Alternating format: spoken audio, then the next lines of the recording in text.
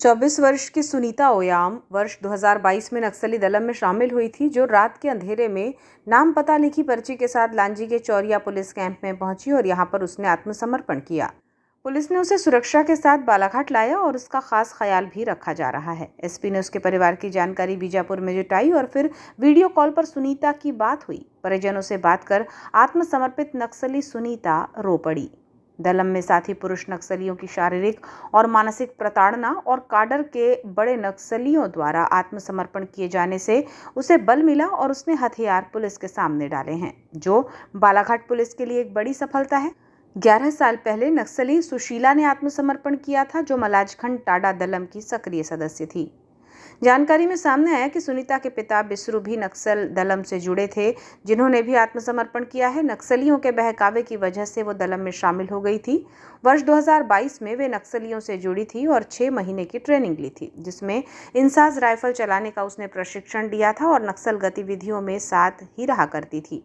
उसने CC member रामदेर का guard बनाया गया। पुलिस जब उसे बालाघाट लेकर पहुंची तो वो गोंडी भाषा में ही बात कर रही थी। उसके कहे शब्दों का अनुवाद ट्रांसलेटर कर रहा था। पुलिस ने जानकारी जुटाई तो उसने बताया कि मलाजखंड दर्रे कस्सा दलम में ACM थी, जिस पर 3 राज्यों में कुल 14 लाख रुपये का इनाम घोषित था।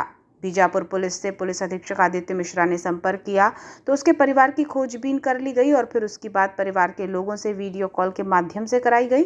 परिजनों को देखकर सुनीता के आंसू छलक उठे। उसका दर्द दिखाई पड़ रहा था कि क्यों वो नक्सली दलम में परिवार को छोड़कर चली गई थी। हालांकि पुलिस ने अब उसके परिवार को बुलवाया है और आत्मसमर्पण नीति के तहत उसका पुनर्वास हो सकेगा।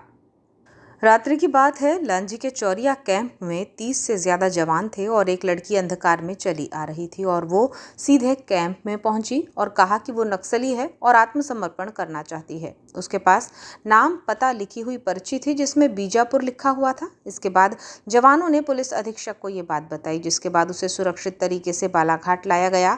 प्रदेश की आत्मसमर्पण पुनर्वास सह राहत नीति 2023 के 26 महीनों में किसी माओवादी का ये पहला आत्मसमर्पण है। इसके पहले बालाघाट जिले की ही 2 महिला सहित 5 नक्सली आत्मसमर्पण कर चुके हैं। छत्तीसगढ़ के किसी नक्सली द्वारा बालाघाट में आकर आत्मसमर्पण करना इतिहास में ये पहला मौका है। पुलिस को जानकारी में सुनीता ने बताया कि दलम के बड़े लीडर्स के द्वारा उसे प्रताड़ित किया जा रहा था, जिससे वो त्रस्त हो चुकी थी। उसने मध्य प्रदेश सरकार की आत्मसमर्पण नीति पर भरोसा जताया, आशंका जताई कि बहकावे में आकर उसने नक्सली दलम के जाने का रास्ता चुना था। बीजापुर जिले के भैरमगढ़ तहसील के गोमबेटा गांव की निवासी सुनीता ने प्राथमिक शिक्षा हासिल की है। आत्मसमर्पण के बाद अब बालाघाट पुलिस द्वारा उसकी निगरानी और सुरक्षा बरती जाएगी। नीति के तहत 30 लाख रुपये की सहायता राशि उसे मिलेगी। भूमि खरीदने के लिए और विवाह के लिए भी राशि मिलेगी और कौशल विकास और पढ़ाई की सुविधा भी दी जाएगी।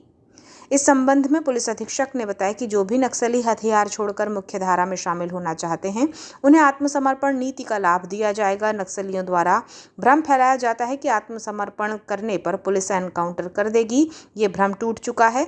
अब नक्सली स्वेच्छा आत्मसमर्पण कर सकते हैं। हमने वादा किया है कि उन्हें नाखून भी नहीं लगने दिया जाएगा। इस भरोसे की सुनीता द्वारा आत्मसमर्पण किया जाना नींव है।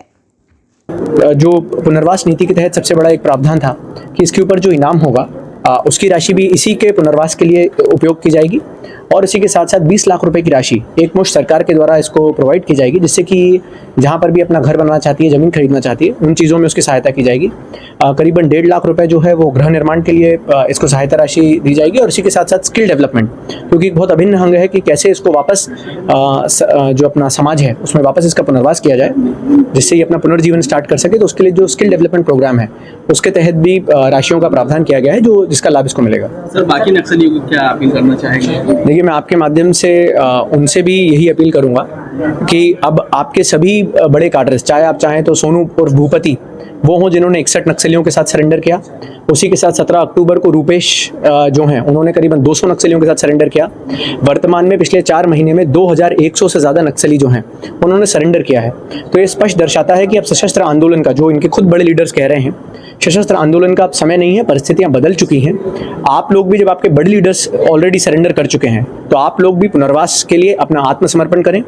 आप अपने हथियारों को त्यागें, मुख्य धारा में आके जो फिर आपको जिस प्रकार से आपका आंदोलन जारी रखना है लोकतांत्रिक तरीके से, उससे करें।